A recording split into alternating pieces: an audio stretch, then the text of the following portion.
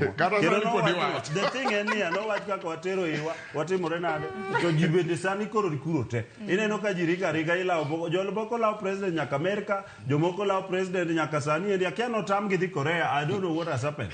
But to kana na ineno moko lawo PS molo nyaka Amerika. Ilawo gi jomoko lawo walo ku. Gima duong' en ni kaka oganda ka tieko kiyiena.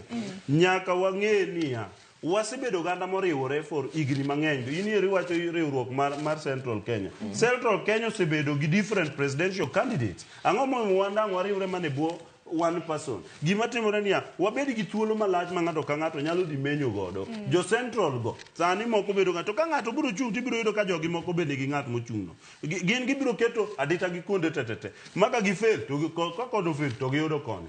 Wan ok bedo ganda ma wan wariwore ariwa ni kwa fail to wa fail te. Weuru wang'ne UDA ni wabede. Ubebedure ODM ni. Koro gimutim go en mane manyuru kama unyalo donjo go. Ena ni chane no kowewa kia idhi miye mgane ne kia no the western kia no the coast the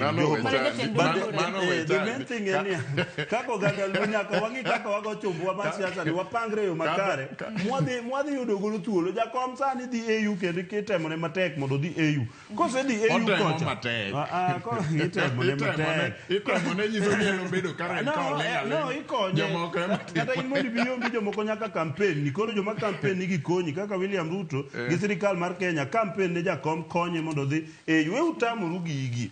Then the most important thing mogika now en ka wan oganda madwaro adier mondo wachore ka wang'iuru ni to ka wang' ni jakom odhi e tije mar AU ni to wadong' thuolo kaka oganda nikech ng'atwa madwa chung president san to maybe onge nikech aneno ka kocho paranya ema nyalo biro kata Joho to korwa koni wan pod wan gi William Ruto nyiso jaluo madwa chung moikore onge wabed gi thuolo masani mondo waikre maka wagike 2032 to waneno to wanyalo chung president kata wanyalo chunge bwo ng'ato kaka deputy president mondo mi wang'i kaka obro kawo telo to kwa kawo telo gi bakidi sate gi yenyenya sate ni siasa mar higa mar 2027 okineka oserumo siasa ma 2027 oserumo. William Ruto will be the president for the second term.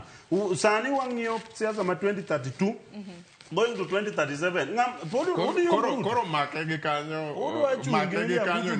nya neno ka une